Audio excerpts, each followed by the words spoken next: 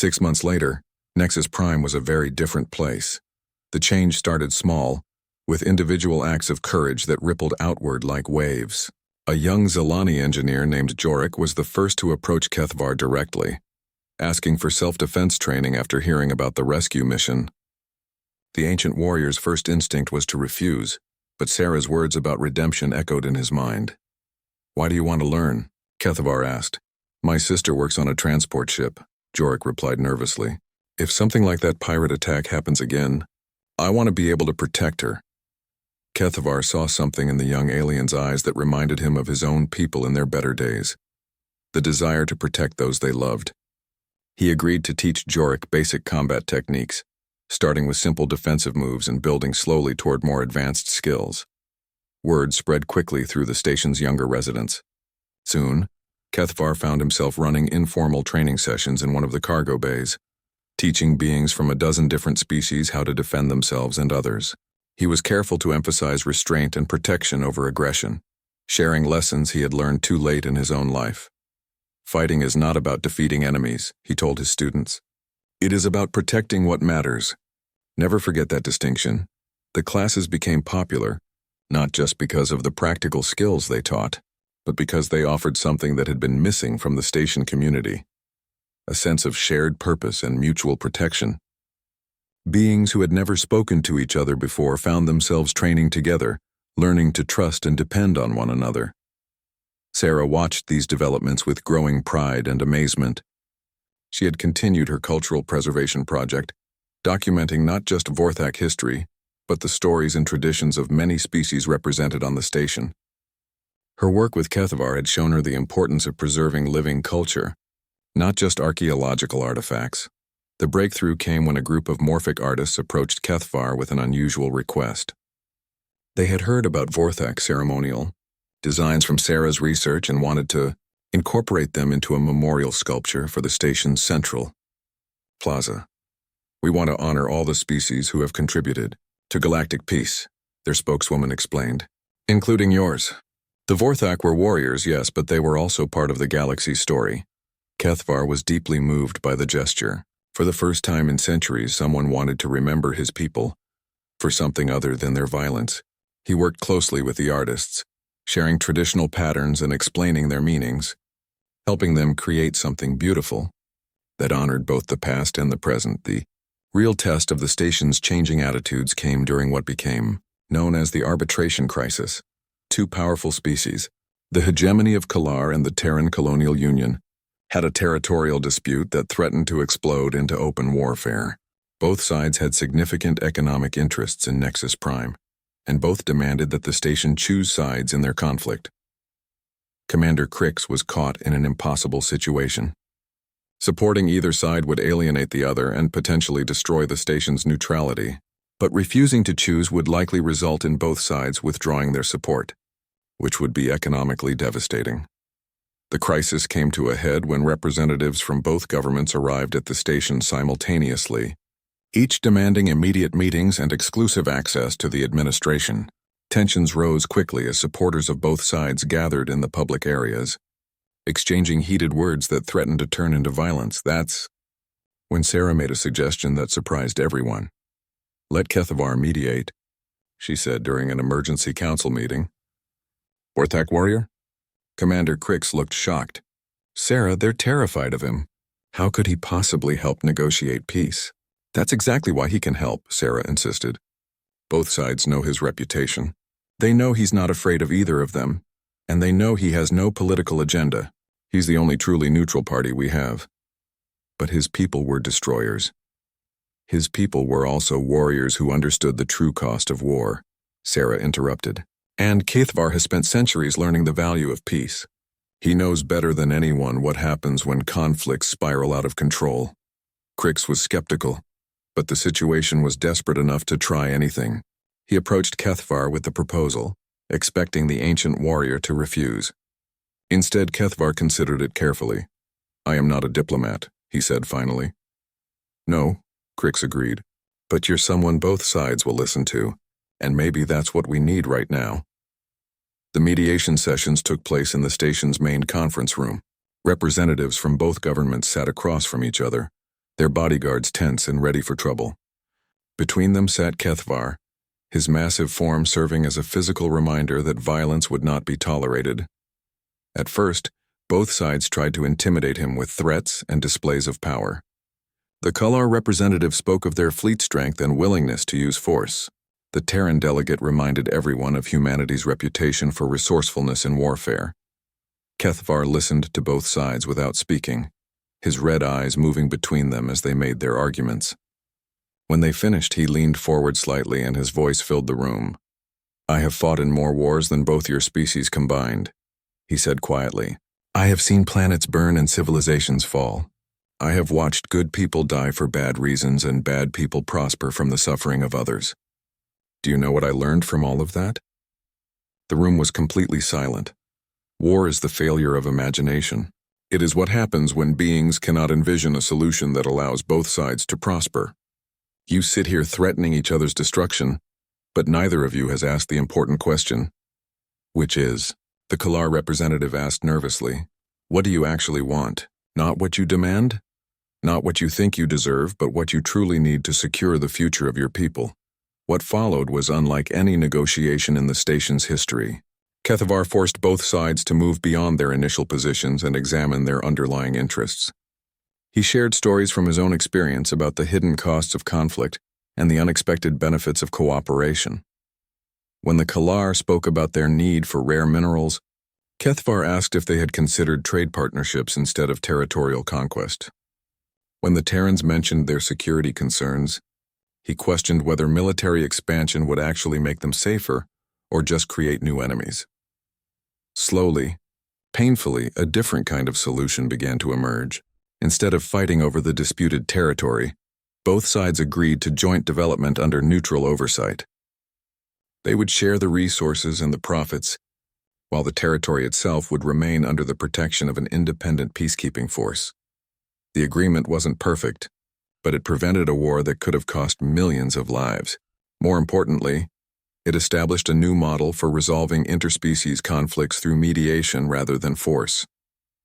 As news of the successful arbitration spread throughout the station and beyond, Kethvar found himself in an unprecedented position.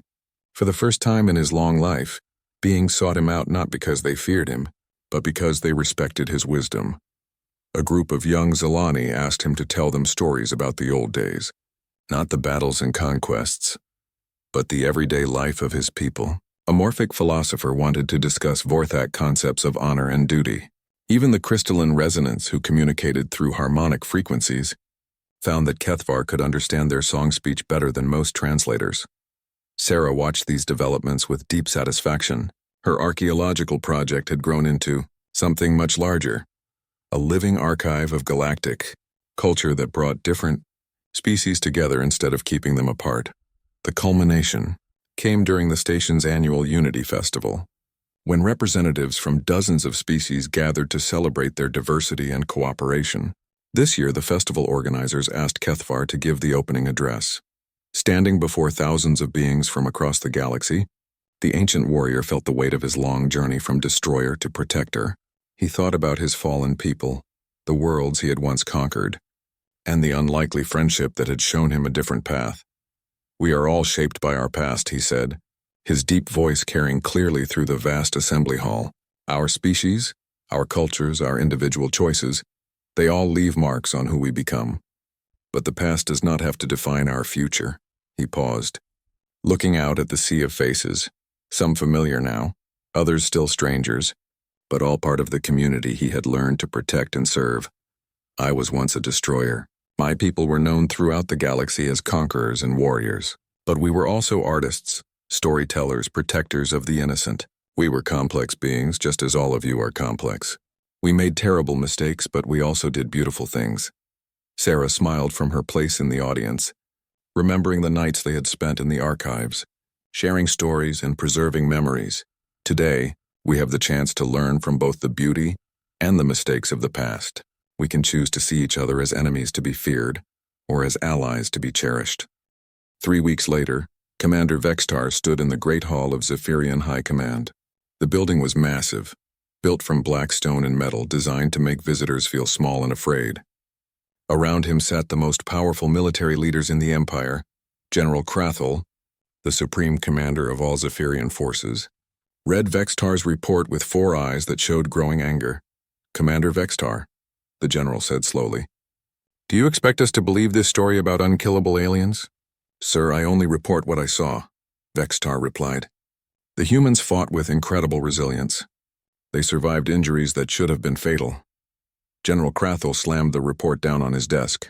"Combat stress, Commander. You've been in space too long. These aliens died just like all the others." "Sir, with respect, they didn't die like the others. Enough!" the general roared. "The Zephyrian Empire has conquered every species we've encountered. We are the apex predators of this galaxy. No soft, weak aliens can match our strength." Vextar wanted to argue, but he knew it was useless. No one would believe him without proof. However, General Krathel continued, "Your report mentions these humans come from a planet called Earth. We should investigate this world and capture some of these creatures alive. If they have some technology that makes them resistant to damage, we need to know about it." "Yes, sir," Vextar said. "I request permission to lead the investigation." "Granted. Take a full battle group.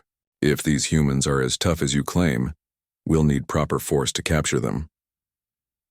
Over the next month, Vextar led raids on human colonies and outposts scattered throughout the border systems. Each attack gave him more proof that humans were unlike any species the Empire had encountered. On the mining colony of New Geneva, his forces surrounded a group of human civilians who had been trapped in a collapsed building. The humans had been there for hours without food or water, and several were badly injured. Among them was a large human male named Marcus Webb. Vextar watched through his soldier's camera as they found Marcus pinned under a massive concrete beam. The human's pelvis was clearly crushed and blood was pooling around his body. "This one has been here for 6 hours," the soldier reported. "Internal bleeding, broken bones, probably dying." Vextar nodded. At least this human would be easy to capture. But when the Zephyrian soldiers moved closer, something impossible happened. Marcus opened his eyes and looked directly at the armored warriors approaching him. Instead of fear, his face showed determination. "Stay back," Marcus said weakly. "Don't touch the others." The soldiers laughed. This broken human was trying to threaten them. Then Marcus put his hands under the concrete beam that was crushing his legs. The beam weighed at least 2 tons. No creature his size should have been able to move it. Marcus lifted the beam off himself. Vextar watched in shock as the injured human stood up on legs that were clearly broken. Bones were sticking out through his skin and he was bleeding heavily, but he stood anyway. "You want to fight?" Marcus asked, picking up a plasma torch that had been dropped during the building collapse. "Come get one." What followed was the strangest battle Vextar had ever seen. Marcus could barely walk, but he fought like a warrior possessed. Every step should have caused him to collapse, but he kept going. He used the plasma torch to keep the soldiers away from the other civilians until human rescue ships arrived. When the evacuation was complete, Marcus actually walked to the rescue ship under his own power. Vextar's sensors showed that the human should have been dead twice over, but he was still moving, still protecting his people. "Get me a medical scan of that human," Vextar ordered. The scan results made no sense. Marcus had a crushed pelvis, 3 broken ribs, internal bleeding, and severe muscle damage, but his vital signs were stable, and he was conscious and alert. "Sir," his medical officer said, "according to our understanding of biology, this creature should be dead, but he's not just alive, he's functional."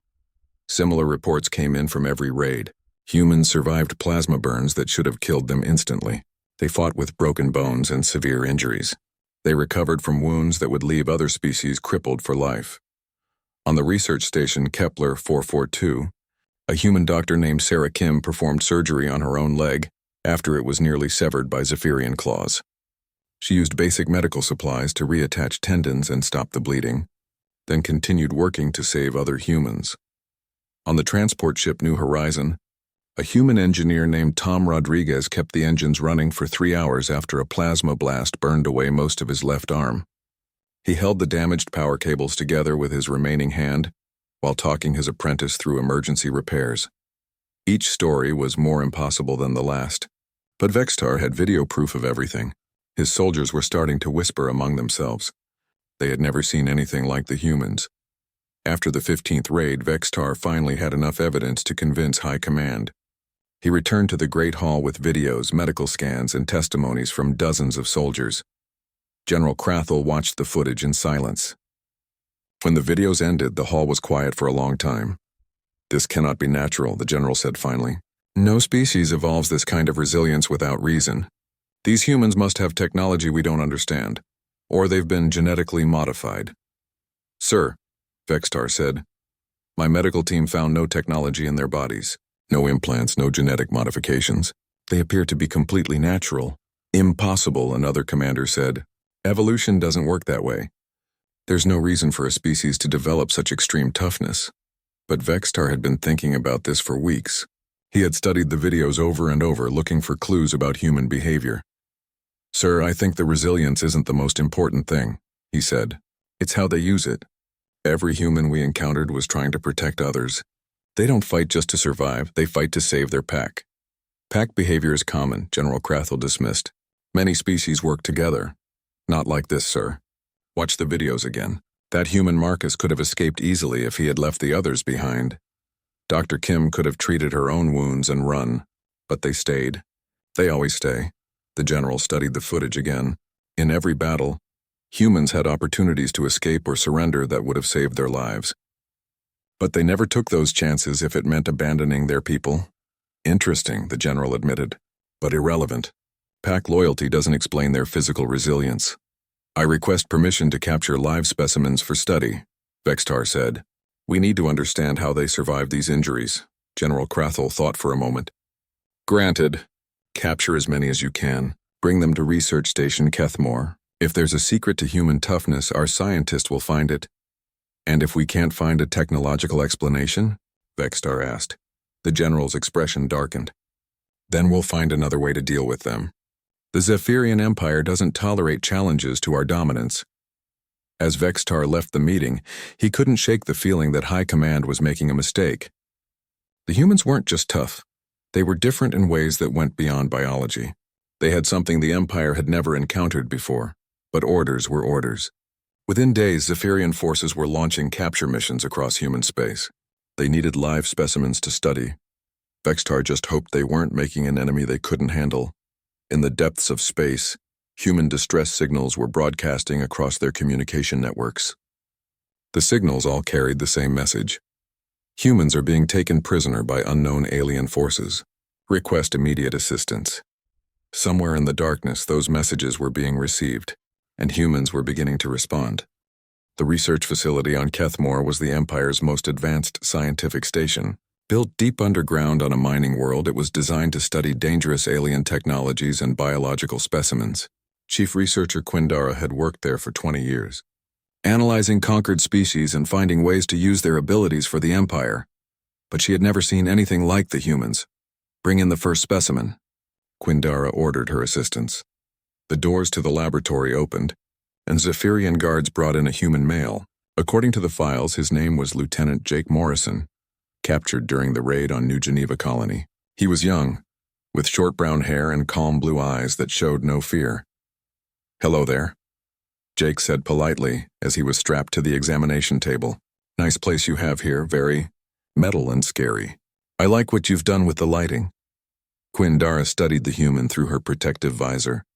Most alien prisoners were terrified by this point. They begged, cried, or went into shock. This human was making jokes. "You should be afraid," she told him. "Should I?" Jake asked. "Why?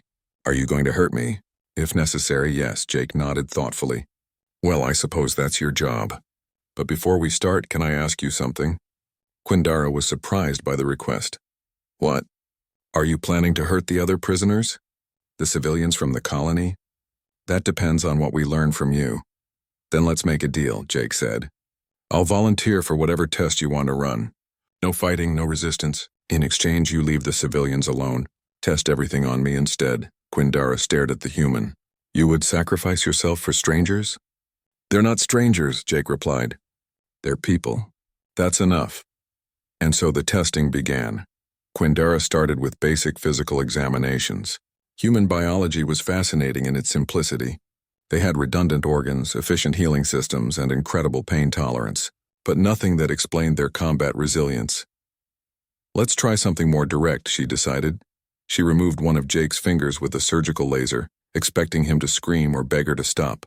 Instead, he watched the procedure with interest. "Does that hurt?" Quindara asked. "Oh yes," Jake said. "Quite a bit, actually. But I've had worse." "When?" "Basic training," Jake said with a small smile. "You should meet my old drill sergeant. Scarier than you, and that's saying something." Over the following days, Quindara watched in amazement as Jake's finger began to grow back. Not completely, but more than should have been possible. The bone regrew partially and new tissue formed over the wound. "Remarkable," she muttered, taking notes. Limited regeneration capabilities. She increased the severity of the tests. Burns covering 60% of his body, multiple broken bones, severe internal injuries. Each time, Jake survived things that should have killed him. Each time he healed faster than any known species, but more disturbing than his physical resilience was his mental state. Week after week of testing, and Jake never broke. He made jokes with his captors. He asked about their families. He even tried to teach Quindara human games to pass the time between experiments. "Why don't you hate us?" Quindara asked one day as she prepared to test the effects of electrical shock on human nervous systems. "Should I?" Jake asked. "We're torturing you." Jake considered this. "You're trying to understand something. I get that. Scientists need to study things. But you're not doing this because you enjoy causing pain, are you?" Quindara was quiet for a moment. "No, I'm trying to understand how your species works." "Then I don't hate you," Jake said simply. "I might not like the methods, but I understand the purpose. Most species would want revenge by now. Revenge doesn't solve anything. Besides, you're keeping your end of our deal. The civilians are safe, right?" Quindara nodded. "They are in comfortable quarters and have not been harmed." "Then we're good." The tests continued for months. Quindara subjected Jake to injuries that would have driven most creatures insane with pain. She even induced brief cardiac arrest to study human death and recovery processes. Jake survived it all, but the most shocking discovery wasn't his physical abilities. It was his psychological resilience. Other prisoners of war broke under much less pressure. They gave up information, begged for mercy, or retreated into madness. Jake did none of these things. Instead, he worried about other people. "How are the prisoners from the mining station doing?" he would ask during experiments. "They're fine," Quindara would answer. "What about the wounded ones? Are they getting medical care?" "Yes." "Good, that's good." Quindara began to realize that Jake's strength didn't come from his biology alone. It came from his connection to other humans. Even in pain, even facing death, he drew strength from caring about others. "I don't understand your species," she told him one day. "What don't you understand? You're weak individually. Compared to Zephyrians, humans are small and fragile. But together you're incredibly strong. How?" Jake thought about this while she prepared the next test. "I guess it's because we know we're weak individually. So we take care of each other. We know that alone any of us can fail. But together we can handle almost anything. Even this, even this." Quindara ran more tests, but she was beginning to understand that no amount of physical analysis would explain humans completely. Their strength was as much mental and emotional as it was biological. After 6 months of study, Jake's body finally began to fail. The accumulated damage from hundreds of tests was too much even for human resilience. Quindara found herself spending more time trying to keep him alive than studying him. "You should stop the tests," her assistant suggested. "The specimen is dying." "I know," Quindara said. But she continued anyway. She had to understand. On the day Jake died, Quindara sat beside his bed in the medical wing. His body was finally giving out, but his mind was still clear. "Can I ask you one last question?" she said. "Sure. Was it worth it?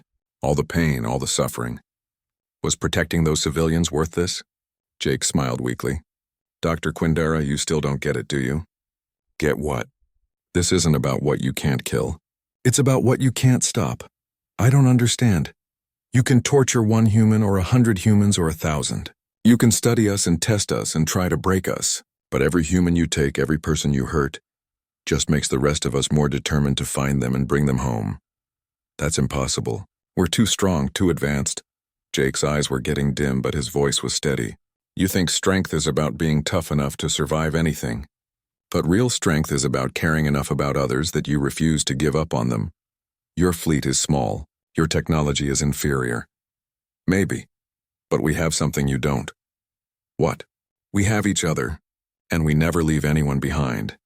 Jake Morrison died peacefully, still smiling. 3 hours later, the facility's sensors detected ships entering the system. Dozens of them, all broadcasting human identification codes. Quindara looked at the displays showing the approaching fleet. The ships were smaller than Zephyrian vessels, and there weren't many of them. But something about their formation, their purpose, made her feel afraid for the first time in years. Jake had been right. They had come for their people, all of them. System Commander Vexistar stood on the bridge of his flagship, watching the human fleet approach through the darkness of space. 30 human ships moved in tight formation toward the Kethmore system. Against them, he had over 200 Zephyrian vessels, including battleships, cruisers, and fighters. The numbers should have made him confident. The Zephyrian Empire had never lost a space battle when they had such overwhelming superiority. But after months of fighting humans on the ground, Vextar felt uneasy. "Sir," his communications officer reported, "the humans are sending a message." "Put it through," Vexitar ordered. A human face appeared on the main screen. It was a woman with gray hair and calm eyes. Her uniform was clean and professional, but Vextar could see the determination in her expression. "This is Admiral Sarah Chen of the Terran Defense Force," she said. "We know you have our people. We're here to take them home." Vextar recognized the name. This was the same Dr. Chen who had survived a direct plasma hit during their first encounter. Now she was an admiral, leading a rescue mission deep into Empire space. "Admiral Chen," Vextar replied, "you are outnumbered 7-1. Your ships are smaller and less advanced than ours. Surrender now and we will consider allowing you to live." Admiral Chen smiled. It wasn't a happy smile. "Commander, you still don't understand what you're dealing with. We didn't come here to win a battle. We came here to get our people back. Those are two very different things. The result will be the same. Your fleet will be destroyed. Maybe, but our people will still go home." Vextar cut the communication and turned to his officers. "All ships attack formation. Show these humans the power of the Empire." The battle began immediately. Zephyrian ships opened fire with massive plasma cannons and particle beams. The human vessels were fast, but they couldn't avoid everything. Within minutes, several human ships were hit and damaged, but the humans didn't retreat. Instead, they did something Vexitar had never seen before. A human cruiser named the TSV Defiant took multiple direct hits that destroyed its main engines and weapons. Any normal ship would have pulled back for repairs or tried to escape. Instead, the Defiant continued forward, using its maneuvering thrusters to ram a Zephyrian destroyer. "Sir," Vextar's tactical officer reported, "the human ship is self-destructing to take out our destroyer." "What?" Vextar watched in shock as both ships exploded in a brilliant flash. The humans had sacrificed their own vessel to eliminate one of his, but it got worse. As the Defiant broke apart, escape pods launched from the wreckage. Instead of flying away from the battle, the pods flew toward other Zephyrian ships and exploded against their hulls. "They're using their escape pods as missiles," the tactical officer said in disbelief. Another human ship, the TSV Courage, had its bridge destroyed by Zephyrian fire. The ship should have been helpless without its command center. Instead, crew members in the engineering section took control and continued fighting. When the Courage's weapons were destroyed, the crew rigged the ship's power core to overload and steered it toward the largest Zephyrian battleship. The collision destroyed both vessels, but the humans had eliminated a ship 10 times their size. "This is insane," Vextar muttered. "They're throwing their lives away." "Sir," his communications officer interrupted, "we're receiving transmissions from the human ships. They're not military communications." "What do you mean?" "They're personal messages. To their families." Vextar listened to the human radio chatter. Instead of tactical reports, he heard human crews saying goodbye to loved ones on Earth. They knew they were going to die, but they were still moving forward. "Tell Mom I love her," one human pilot said as his fighter was hit by plasma fire. He didn't eject. Instead, he flew his damaged ship into a Zephyrian cruiser. "Take care of the kids," another human said as her ship's hull was breached. She sealed herself in the engineering section and kept the engines running until the ship reached its target. The pattern repeated across the battlefield. Human ships that should have been destroyed kept fighting. Crews that should have evacuated stayed at their posts. The humans weren't just willing to die for their mission. They were eager to make their deaths count. The flagship of the human fleet was the TSV Indomitable. a heavy cruiser that led the formation toward the planet. Vextar concentrated his fire on it, determined to break the human attack by destroying their command ship. The Indomitable took hit after hit. Its armor was blown away, its weapons were destroyed, and atmosphere vented from dozens of holes in its hull. The ship should have been dead in space. Instead, it accelerated, sir, Vextar's officer reported. The human flagship is heading directly for the orbital shipyard. Vextar realized what the humans were planning. The shipyard was the most important military facility in the system. If they destroyed it, the Empire would lose its ability to build new ships in this sector. All ships stop that cruiser, Vextar ordered. Every Zephyrian vessel in range fired at the Indomitable. The human ship was torn apart by the combined assault. Its engines exploded, its hull cracked in half, and debris scattered across space. But the humans weren't finished. As the Indomitable broke apart, dozens of figures in armored spacesuits launched themselves from the wreckage. They were human Marines, using jetpacks to continue toward the shipyard even though their ship was destroyed. "They're still coming," the tactical officer said in amazement. Vextar watched the human Marines fly through space, their armor damaged and their life support failing. Some of them were clearly injured, but they kept going. When their jetpacks ran out of fuel, they used handheld thrusters. When those failed, they threw their weapons to create momentum. "Shoot them down," Vextar ordered. His fighters opened fire on the Marines, but the humans were small targets moving in unpredictable patterns. Several were hit and killed, but others reached the shipyard and began cutting through the hull with plasma torches. "Sir, they're boarding the shipyard," his officer reported. "How many?" "Maybe 20 Marines made it through our fire.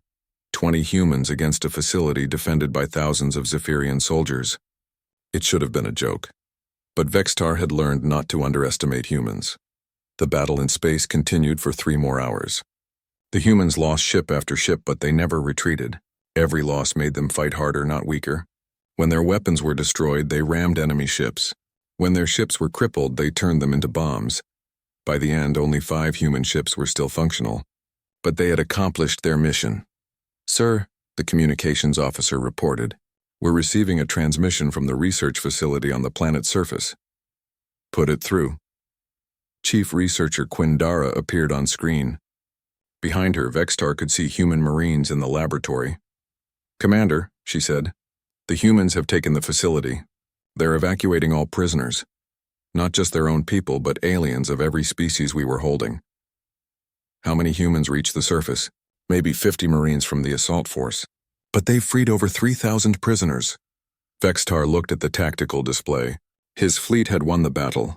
Most of the human ships were destroyed, and thousands of human crew members were dead. But the humans had rescued their people and crippled the Empire's operations in this system. Admiral Chen's face appeared on his screen again. She was aboard one of the surviving human ships, which was now leaving the system with the rescued prisoners. "Commander Vextar," she said, "thank you for the lesson." "What lesson?" "You taught us exactly how dangerous the Zephyrian Empire really is. Now we know what we're up against. You lost this battle, Admiral. Most of your fleet is destroyed. Yes, we lost the battle, but we won what mattered. Our people are going home." Chen's ship disappeared into hyperspace, carrying the freed prisoners to safety. The other surviving human vessels followed. Vextar stood on his bridge, surrounded by the wreckage of both fleets. Technically, the Zephyrians had won. They controlled the system and had destroyed most of the enemy force. But something had changed. The humans had shown that Zephyrian superiority wasn't absolute. A small determined force could strike deep into the Empire and accomplish their goals. "Sir," his officer said quietly. "What do we do now?" Vextar looked at the scattered debris from the human ships. Brave crews had died here fighting for something they believed in.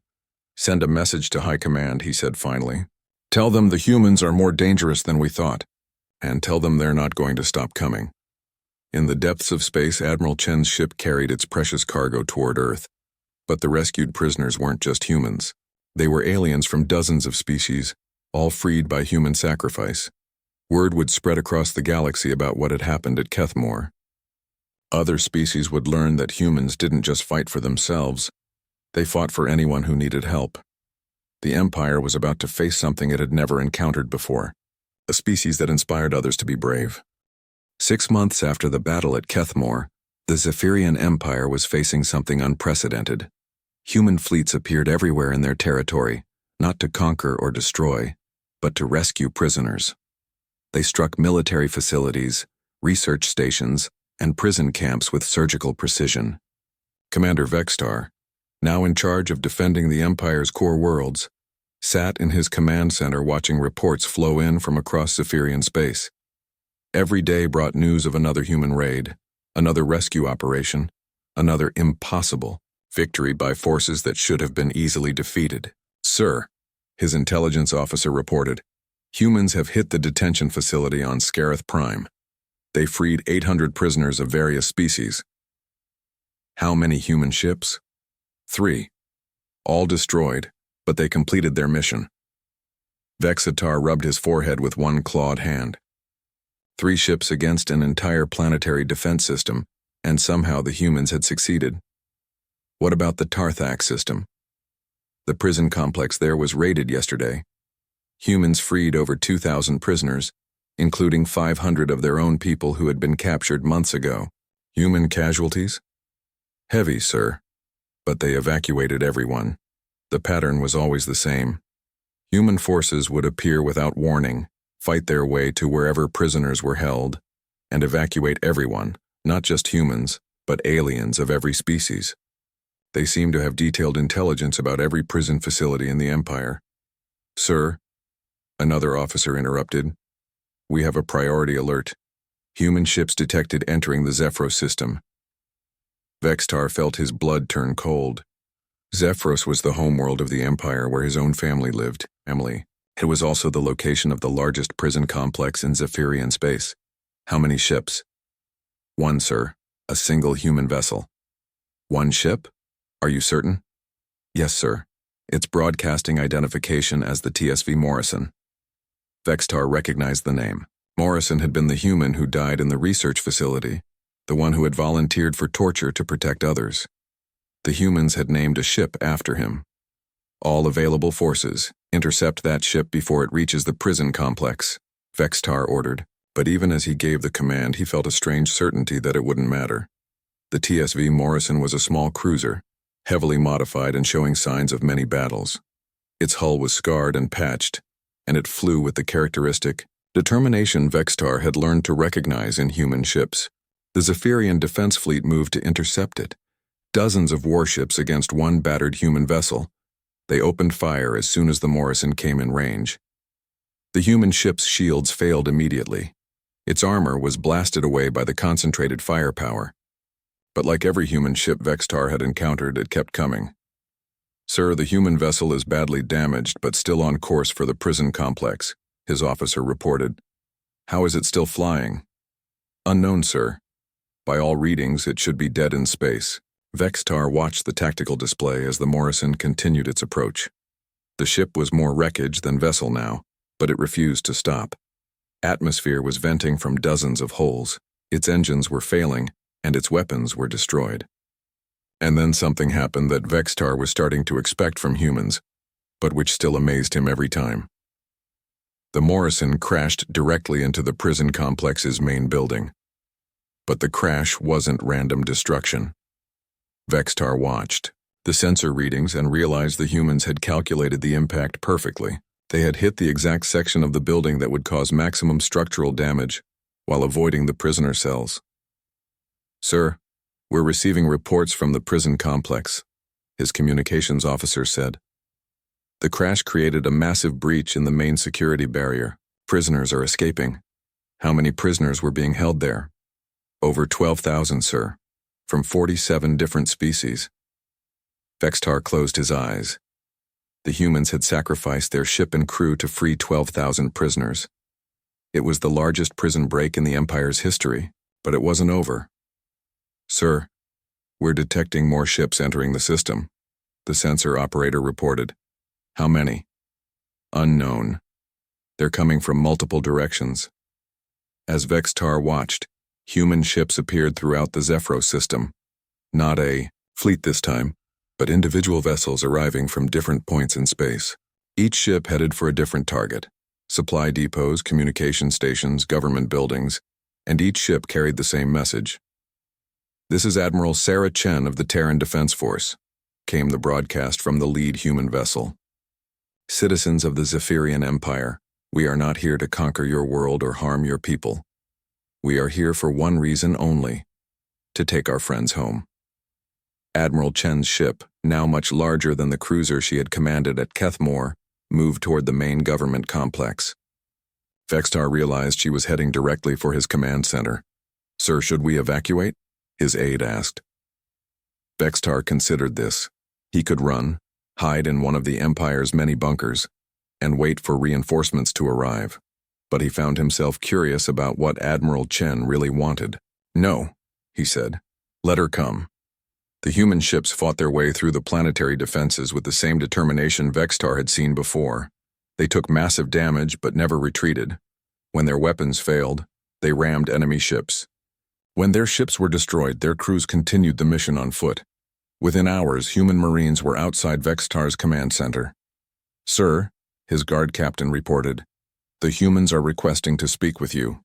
They say they want to negotiate." "Negotiate?" "Yes, sir. Their leader says she has a proposal." Vextar found Admiral Chen in his own conference room, having somehow made her way through the building's defenses without killing anyone. She sat calmly at the table, still wearing her combat armor, which was scorched and damaged from the battle. "Commander Vextar," she said politely, "thank you for agreeing to meet. Admiral Chen, you've caused considerable damage to my world." "Yes, and I'm sorry about that. But you were holding our people prisoner. We had to get them back." Vextar sat across from her. "You could have simply asked for their return through diplomatic channels." Chen smiled sadly. "Commander, your empire doesn't have diplomatic channels with us. You capture our people, experiment on them, and treat them like animals. What choice did we have? The empire is too strong for humanity to challenge directly. These raids will only bring massive retaliation." "Will they?" Chen asked. "Commander, in the past 6 months, how many human raids have there been?" Vextar thought about it. "Over 300. And how many have failed completely?" "None," Vextar admitted reluctantly. "How many times have we attacked civilian targets or harmed non-combatants?" "Never." "How many alien species have we helped rescue from your prisons?" Vextar was quiet for a moment. 47 different species.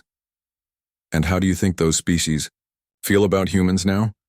Vextar realized what she was really saying. The humans weren't just fighting the Empire, they were changing it. Every alien they rescued became a potential ally. Every successful raid proved that the Empire could be resisted. "What do you want, Admiral?" "I want our people back. All of them. And I want this war to end. The Empire will never surrender to humans." "I'm not asking for surrender, Commander. I'm offering a ceasefire." Chen produced a datapad and slid it across the table. "These are our terms. Simple ones. Release all human prisoners and stop capturing humans. In exchange, we'll stop the raids." Vextar read the document. The terms were surprisingly reasonable. The humans weren't demanding territory, resources, or reparations. They just wanted their people back and to be left alone. "And if the Empire refuses, then we'll keep coming," Chen said simply. "Commander, you've seen what we're capable of. We don't need to conquer your territory to rescue our people. We'll just keep showing up wherever humans are being held, and we'll keep taking them home. The Empire has thousands of worlds, millions of ships, and we have something you don't understand yet," Chen replied. "We have friends." As if to prove her point, Vextar's communications officer burst into the room. "Sir, we're receiving reports from across the Empire. Rebellions are breaking out on 43 worlds. Local alien populations are demanding the release of prisoners and an end to the human raids." Vextar stared at Chen. "You planned this?" "No, Commander. We just rescued their people too. Turns out when you save someone's family from prison, they tend to like you." The reports kept coming. The Altarian Collective had declared their support for human rescue operations. The Vegan Trade Union was providing supplies to human ships. Even some Zephyrian colonies were refusing to participate in anti-human operations. "You've started a revolution," Vextar said. "We've started something better," Chen corrected. We've started people believing that things can change. Vextar looked at the ceasefire agreement again. He thought about Jake Morrison, who had died protecting people he barely knew. He thought about the human Marines who had thrown themselves through space to rescue prisoners. He thought about the 12,000 aliens who were now free because one human ship had sacrificed itself. I don't have the authority to sign this, he said finally. Then who does? High Command would need to approve any agreement. Chen nodded. Then let's go talk to them. Admiral, they'll never agree to meet with you. They will, Chen said with confidence.